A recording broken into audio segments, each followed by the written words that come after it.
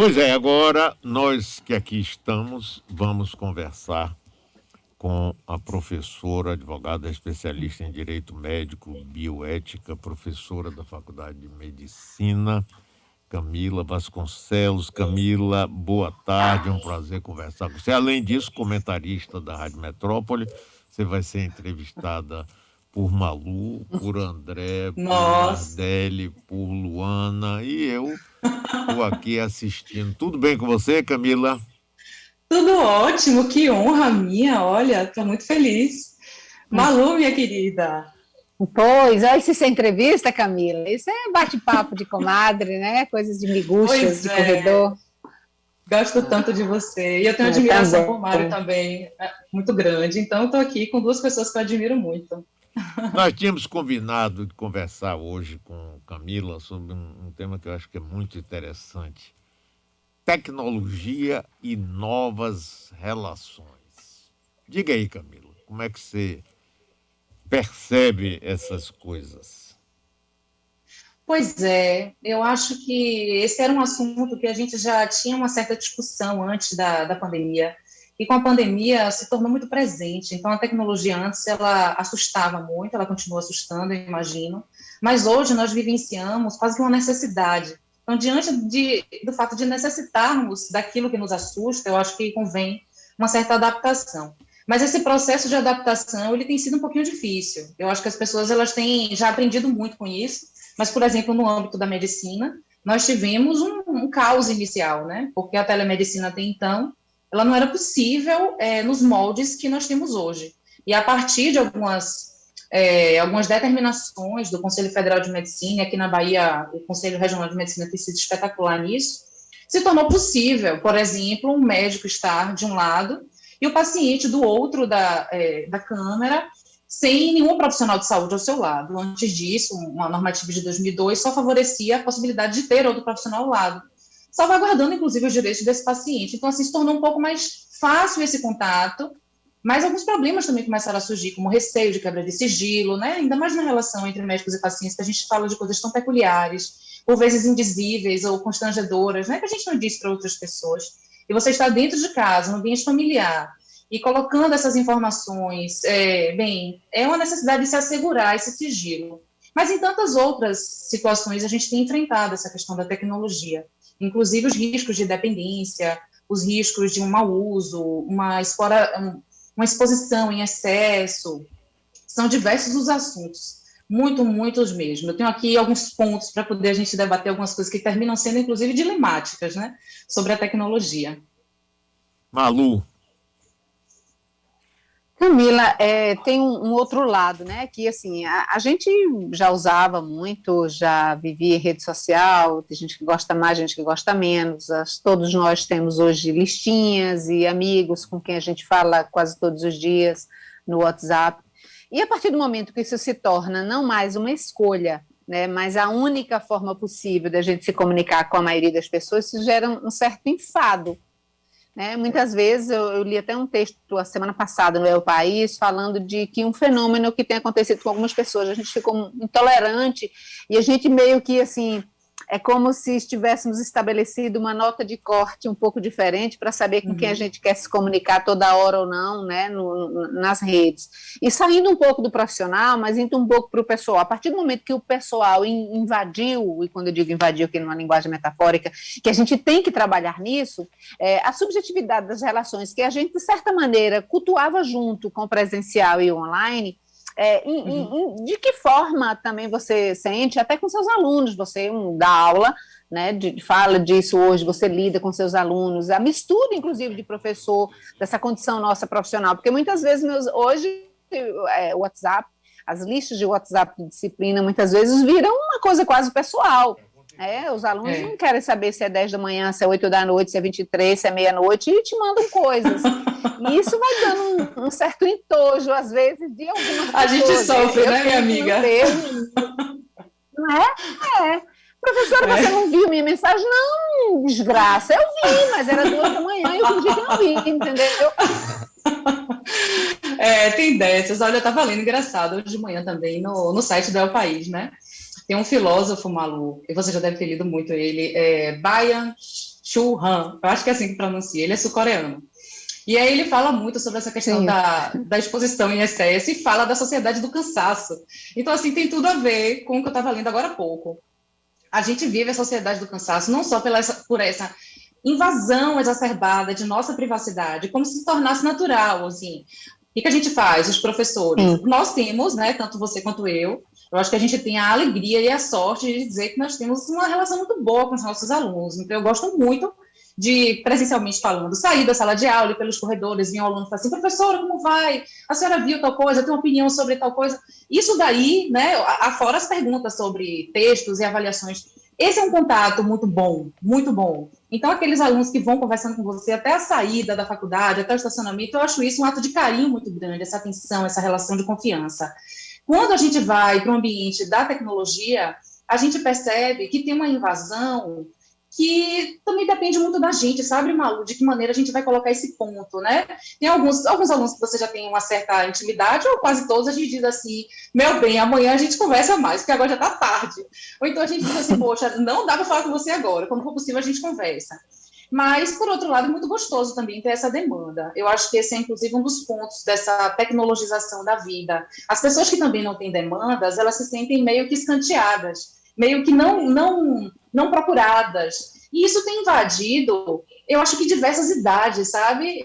Desde aquelas questões que a gente fala sobre os likes nas fotos, sobre as curtidas, desde as impressões que as pessoas têm ou não têm a respeito daquilo que você posta. Mas falando da sua pergunta, nos grupos de WhatsApp, nas aproximações intersubjetivas das pessoas, eu acho que vai muito disso. Em quem você tem um certo grau de confiança, aproximação, ou quem você não tem.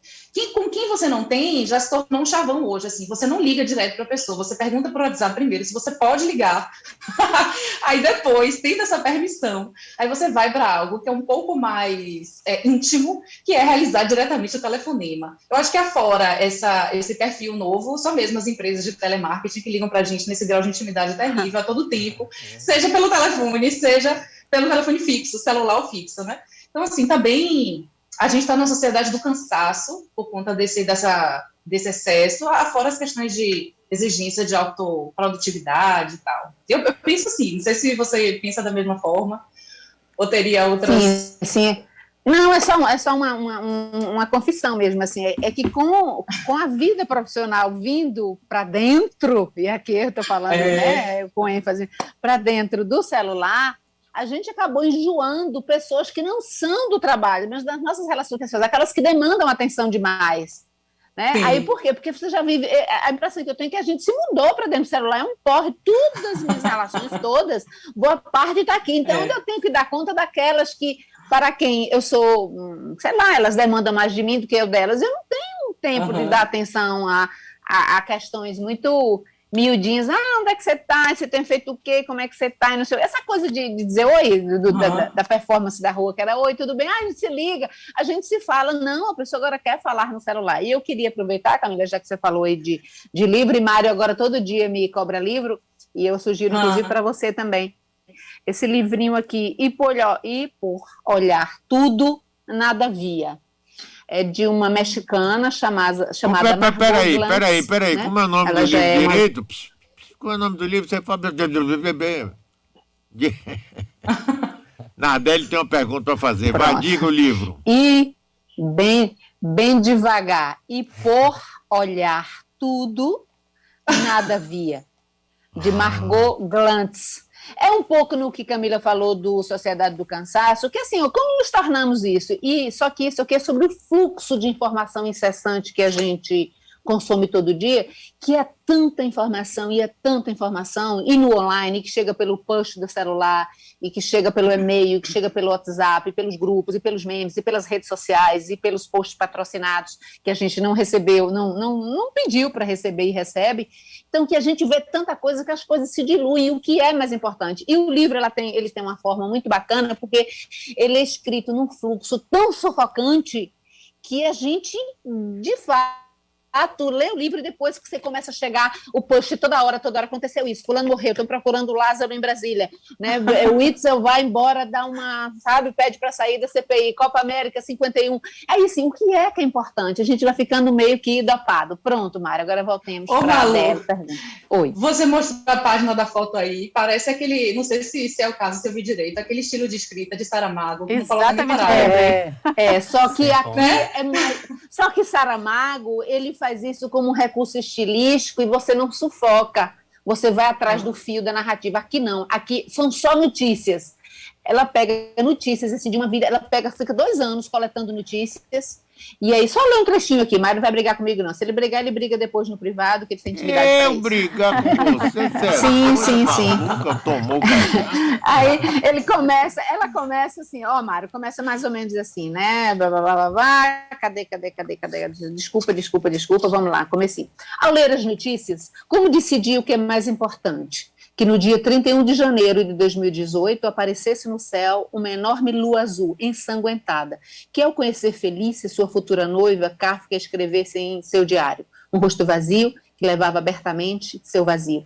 Que o axolote mexicano seja o único animal capaz de regenerar extremidades, órgãos e tecido, que a cidade do Cabo, na África do Sul, será a primeira cidade do mundo que ficará totalmente sem água, que os cientistas tenham conseguido criar orelhas para 5 crianças que sofriam de uma má formação hereditária. Ela não para até a última página. Então, são tudo isso, é notícia de jornal, notícia. Como é que eu vou escolher, como é que eu vou atribuir, o que é importante ou não, e o que é que meu cérebro vai reter ou não. Daqui a pouco o cérebro da gente está na janela, sem madeira, tudo passa por... Né? Não tem. Nardelli quer fazer uma pergunta, Camila. Diga-nos. Oi, Camila, tudo bem? Eu sou sua fã, adoro seus comentários aqui na rádio. Nardelli, eu sou sua fã também. Eu sou sua seguidora no Instagram. E eu sou também. Eu adoro o seu jeito de pensar, eu me identifico muito. E dentro desse contexto que você e Malu estão conversando, eu me lembrei de algo que eu li outro dia que questionava as mensagens aceleradas no WhatsApp. E a gente pode ouvir agora as mensagens mais rápido. A gente está procurando ganhar tanto tempo para quê? Para se ocupar com outras coisas, para encaixar outras necessidades urgentes na nossa vida, que não são urgentes. Então, a gente fica acelerando tudo para ganhar tempo, para se ocupar mais. Queria que você falasse um pouco sobre isso. O que é que você pensa? É boa pergunta, gostei. Que joia. Eu acho assim, Nardelli, que tem 2 temas aí que a gente pode conversar de uma maneira quase que imbrincada. Uma coisa é essa ideia do tempo, né? Na verdade, a gente perdeu um pouco a ideia do que vinha a ser o tempo. O tempo é algo que a gente só começa a parar para prestar atenção quando a gente está perdendo, né? Seja porque a gente está... Até uma coisa simples, como, por exemplo, você está fazendo uma palestra e você pergunta quanto tempo eu ainda tenho? Né? Ou seja, você começa a valorizar aquilo à medida que você não tem. Só que a impressão de não ter tempo, ela foi muito relativizada. Hoje nós estamos vivendo numa situação de autoexploração. Eu acho que eu cheguei a comentar isso certa feita na metrópole. Nós vivemos uma autoexploração e sentimos um certo gozo com essa autoexploração. Então é quase uma felicidade dizer que você não tem mais tempo, sobretudo quando é você quem se autoexplora, até mesmo no trabalho. Então você tinha até a desculpa dos seus horários de trabalho, de 8 às 12, de 14 às 18, com a invasão da tecnologia e você se tornando uma pessoa também que produz, um empreendedor e tal, você começa a se explorar também nisso. Então, a gente tem tido, se não me engano, o meu ponto de vista, é uma deturpação um pouco dessa ideia de tempo. A gente organizou, eu acho, que as nossas agendas e as nossas vidas de uma maneira artificial. O ser humano ele faz muito isso, ele tem quase uma necessidade de controle. Então, a gente quer controlar, a gente inventou a agenda, a gente inventou um calendário, a gente inventou os horários de um relógio, só que, na verdade, o tempo ele é extremamente relativo. A saudade, quando a gente sente de alguém, 10 minutos ao lado de quem a gente ama, é uma eternidade tão gostosa. E só o fato daquilo ficar na nossa mente, a gente se lembrando durante tanto tempo, aquilo reverberando tanto, é quase que uma presença que se mantém. Então, convém, talvez, a gente pensar um pouco sobre as nossas decisões, pensar um pouco sobre de que maneira nós queremos existir. Essa questão do WhatsApp, eu acho que ela é nada mais que uma consequência de comportamentos que a gente tem hoje. Porque de 2 uma, ou o WhatsApp faria isso, ou as pessoas continuariam, diante dos comentários que elas não querem ouvir por completo, ficar salteando, assim. Não sei se vocês já fizeram isso. Às vezes, infelizmente, a gente faz, né? Há pessoas que mandam comentários rápidos de 1, 2, 3 minutos no máximo, há outras que mandam de 10. Então, assim, como é que diz? que se tem muito no Spotify, podcast. É quase que um podcast. Diga aí, André. Ô, Camila, boa tarde, tudo bem? André falando. Eu queria lhe Oi, perguntar André. em relação ao teleatendimento, né, da medicina, como essa evolução. Sim. Eu lembro que assim, um fenômeno que apareceu muito com o Google, por exemplo, que as pessoas buscavam sintomas de doenças, estavam sentindo alguma coisa e buscavam ali pelo Google, e enfim, né? Isso estimulou muito a automedicação. Você falou muito de pessoas hipocondríacas por conta disso, né? Por conta da ferramenta da internet. Passaram a não ir no médico, mas pesquisar pelas ferramentas de busca. Eu queria saber o quanto o teleatendimento, vocês têm essa preocupação em relação a essa questão de pessoas hipocondríacas ou pessoas que se automedicam. Se há uma relação com isso, se há uma forma de tentar desconstruir também, né? Que assim, é uma atividade com o profissional direto, embora não um contato presencial. Como é que vocês relacionam esses dois pontos?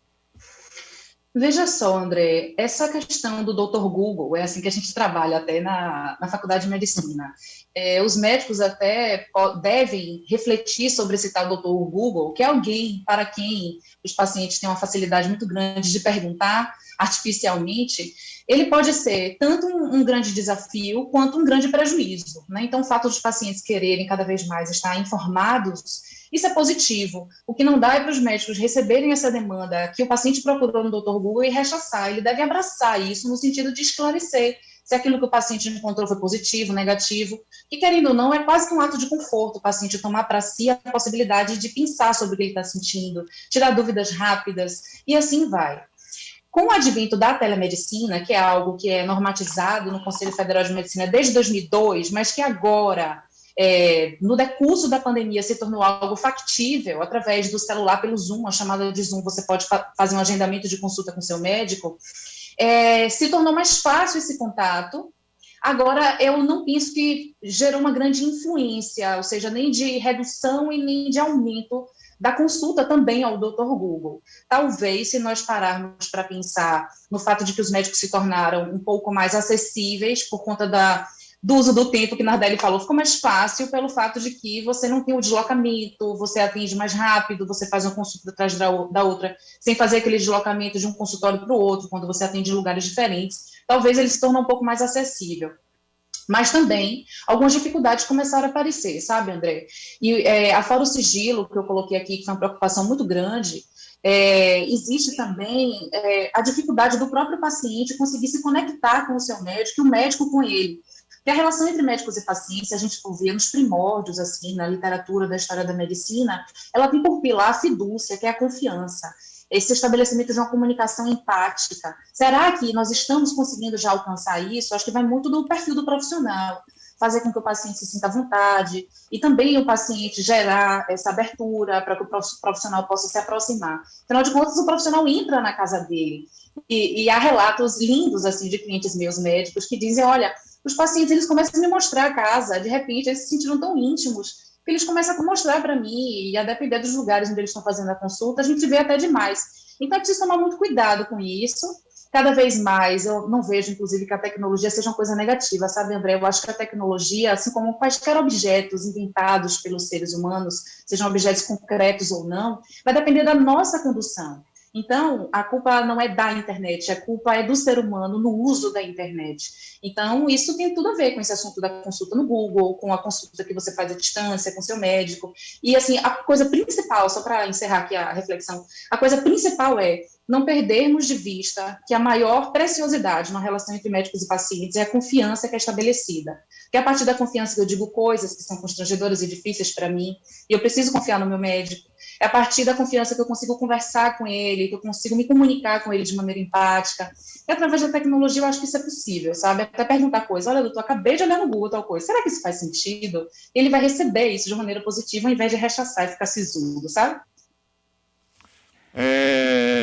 Luana Montargil também tem uma pergunta. Nós estamos Oi, conversando Camila. aqui com a advogada Oi, Luana. especialista em direito médico, bioética, professora universitária, Camila Vasconcelos. Diga, Luana. Isso, também sou fã e já disse para ela isso, inclusive. Camila, eu quero Sou falar... sua seguidora também, Luana. Eu queria falar sobre a questão que você disse logo no início da entrevista sobre dependência. A gente está vendo os pais, né, os pais, mães aí preocupados, porque hoje, antigamente, você conseguia organizar um horário para o filho ficar no computador, na internet. Hoje em dia, tudo que o filho faz é no computador. Aula remota, aulas extras, né, trabalho, prova. Então, você não tem mais como tirar esse tempo livre e tentar organizar a vida por conta da dependência dos adolescentes, principalmente dos adolescentes. Como é que a gente pode lidar com isso, Camila? Porque eles não têm mais como fazer nada fora do computador hoje em dia. Luana, eu vou te dar um exemplo pessoal, uma coisa interessantíssima, assim. Tanto de um lado que é uma tentativa de controle, do que uma percepção de que talvez a gente não consiga mais controlar muita coisa.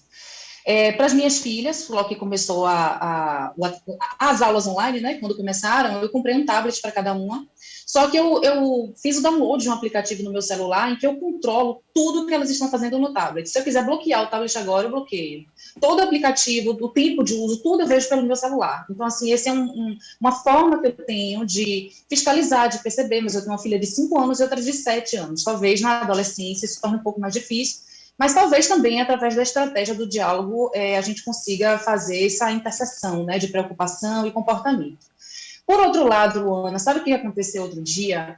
Eu tirei uma foto de minha filha, Eduarda, que tem 7 anos, tirei uma foto dela, ela falou assim, mamãe, essa foto você vai mandar pela internet? Aí eu falei assim, vou, filha, vou mandar para a vovó. Eu mandei no WhatsApp para minha mãe.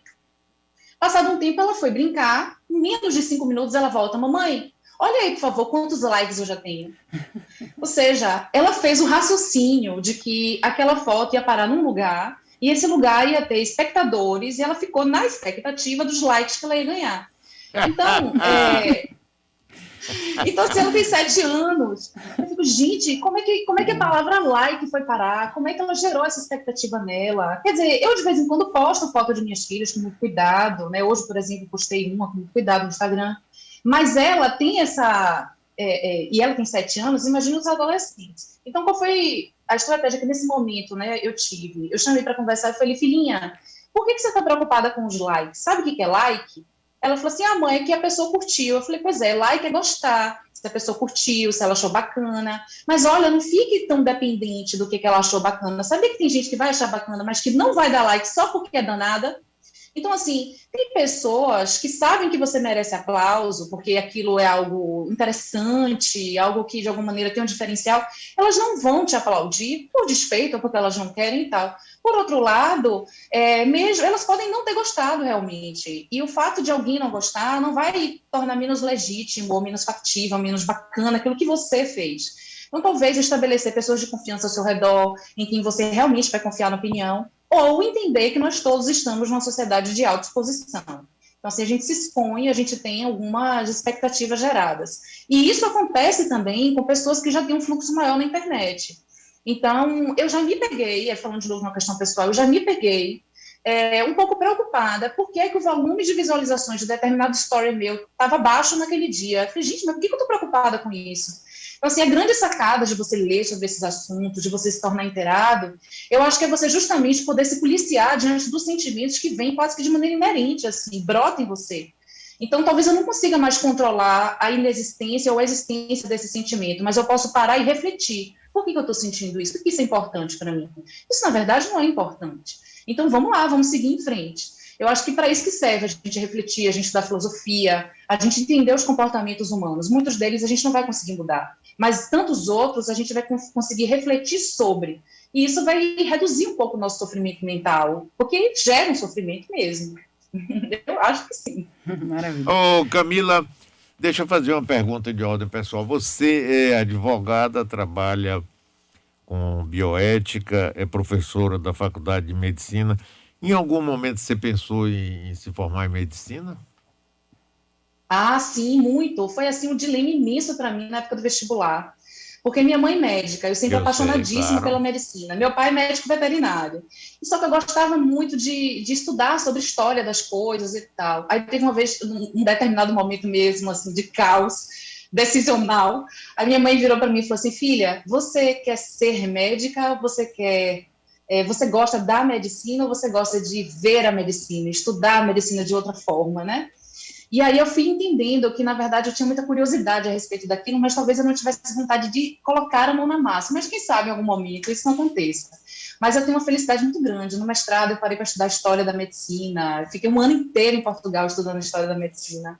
E é o que eu tenho, assim, uma grande alegria. Então, hoje eu advogo defendendo médicos, né, nos conselhos e na justiça, e eu gosto muito de ler prontuários, de perguntar, já tem várias nomenclaturas que são deles, que eu já me sinto, assim, participante. Eu falei, eu quero meu CRM, porque eu tenho direito ao meu CRM, de tanto que eu estudo vocês. E, Malu, você tem aí mais uma última pergunta para a professora Camila Vasconcelos. Eu tenho que trazer um Agora, o tópico Abraão, assim, né? só um minuto, desculpe, não é falta de educação, não, Malu. Mas você sabe que esse negócio da gente trabalhar em home office é bom, porque você pode trabalhar de pijama. Você sabia disso, Abraão? Bom, doutor. Rapaz, e eu vi outro dia um cara aí, um político até, na hora que ele levantou, o cara tava de cueca. Apresentador nos Estados Unidos? O cameraman vacilou e E mostrou. quando eu me lembro que nos anos 50 caçaram um deputado federal porque tiraram uma foto dele, ele de cueca e casaca, porque o sacana do fotógrafo disse a ele, não vai aparecer, fique tranquilo. Confie. Sim, Malu. Sim, eu queria trazer para a Camila, que eu acho que é um tema, né, que embora não perpasse exatamente pela medicina, embora também, mas é um tema que está, assim, na ordem do dia, extremamente agendado e ainda pouco comentado, né, eu acho que ainda não teve pelo próprio tempo de incubação desse tema, que é o reconhecimento facial. Ultimamente a gente tem visto muitos temas sobre isso, as implicações bioeticistas disso. E agora, por exemplo, essa semana eu sei que gerou um burburinho muito grande, que foi no aeroporto, acho que foi Guarulhos, acho que foi. Se não foi também, né? E era uma amostra, um estudo inicialmente com passageiros da Azul, que para fazer, né, o check-in, eles recorreram, é um projeto piloto de fazer o reconhecimento facial. Isso tem gerado muitas discussões por conta dos bancos de dados para onde essas coisas vão, não exatamente pela tecnologia, mas porque a tecnologia ela tem consequências, ela tem um humano lá na ponta que armazena esses dados. A gente tem visto aí roubos, né, de banco de dados de CPF, carteira de identidade, senhas, tudo isso. Big Brother, é o Big Brother, vá. Pois é, e agora esse reconhecimento facial e o que isso pode gerar em consequências jurídicas. Eu estou trazendo isso para a Camila, mas ela como advogada e bioeticista, porque de consequências jurídicas de alguém que vai ser, né, ou condenado ou reconhecido, e há falhas na tecnologia.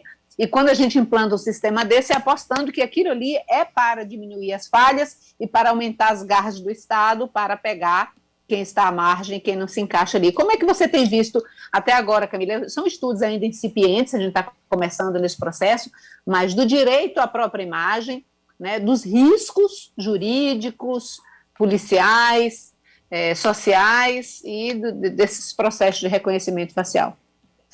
Olha, Malu, em 2018, eu fui a um evento na Fiocruz, no Rio de Janeiro, para a gente discutir sobre os grandes dados, que é Big Data, os grandes dados sendo utilizados, e aí a discussão da bioética sobre isso, de que maneira esses grandes dados poderiam ser utilizados por pessoas diversas, inclusive aquelas para quem você autorizava o uso, né?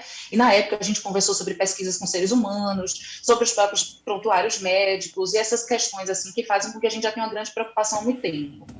Hoje, cada vez mais a gente tendo essa tecnologia avançando, esse reconhecimento de pessoas gera talvez, além dessa preocupação com o destinamento desses dados, existe uma preocupação também com o fato de que maneira a gente vai invadir a privacidade das pessoas. Então, não só elas estão sendo invadidas, porque você, de repente, vai analisar a minha face de maneira que eu não autorizei, então o Estado ele passa a ter quase que uma autorização para todos, ou uma autorização dada de maneira erga omnes, que a gente fala juridicamente, né, sem você precisar individualmente autorizar. O Estado simplesmente utiliza isso, e também a gente pode incorrer em situações de equívoco dessa tecnologia. Então, não só o problema do equívoco da tecnologia, quanto também o problema da invasão de privacidade. Então, até pouco tempo, no mundo jurídico, na área da bioética, a gente perguntava, será que nós podemos forçar alguém a fornecer o seu material genético para determinada pesquisa, no cometimento de algum crime, por exemplo? E aí, então, você tinha essa questão, né, de se essa pessoa era obrigada a fazer prova contra si mesma, entregar esse material genético. Quando a gente tem essa invasão através de reconhecimento da minha face, eu não preciso entregar mais nada, então eu estou completamente vulnerável diante desse cenário. Isso é uma preocupação muito grande no mundo jurídico, é como se você tivesse perdido qualquer possibilidade de dizer não ao uso de algo que é seu, que é um direito constitucional à imagem, né? No momento em que a minha imagem ela é utilizada por você para ser reconhecida, eu praticamente nem preciso autorizar para isso. Agora, outra preocupação muito grande que a gente precisa ter é com as características que são específicas de determinadas culturas ou determinados países, e isso ensejar espécies de discriminação. E aí a gente precisa ficar antenado também. Então, mais uma vez eu digo, talvez o problema não seja a tecnologia, ela é assim muito, muito bacana, você tem um celular que você não precisa apertar em mais nada, de repente ele olhou para você, como se fosse alguém, né? Ele olhou para você e te reconheceu, e aí ele abriu para que você pudesse usar. Agora, por outro lado, é muito negativo quando eu uso essas informações e as características para fins discriminatórios, ou para fins de invasão da privacidade a ponto de vulnerabilizar alguém. Então, eu penso assim, agora o mundo jurídico, atualmente, tem uma nova legislação, que é a Lei Geral de Proteção de Dados, a tal da LGPD, que veio para cercear muito dessa grande abertura indiscriminada de várias coisas no ambiente tecnológico e também pelas redes. Agora, muito sinceramente, a gente só vai ver de que maneira isso vai impactar positivamente para a salvaguarda dos direitos humanos das pessoas com o tempo, porque essa normativa também é muito nova, a gente não sabe até que ponto a gente vai conseguir fazer essa organização, porque até então ela está muito na medida da repressão. Se você fez algo errado no uso da internet, a gente tem como te reprimir agora, antes a gente não conseguia tanto. Mas a gente quer ver de que forma isso vai acontecer, no também de prevenção, entende? E é outra discussão. É bem difícil a gente alcançar isso, mas eu acho que é possível, a gente vai conseguir. Valeu, Camila, muitíssimo obrigado, ótimo conversar com você, ótimos seus comentários, viu? Pessoal aqui parabenizando os ouvintes muito. Boa tarde para você e até a próxima. Poxa, muito obrigada, fiquei muito feliz, viu? Grande abraço a todos aí, obrigada. Até a próxima. Obrigada, Camila, o café. Quero café. Vamos para o intervalo comercial.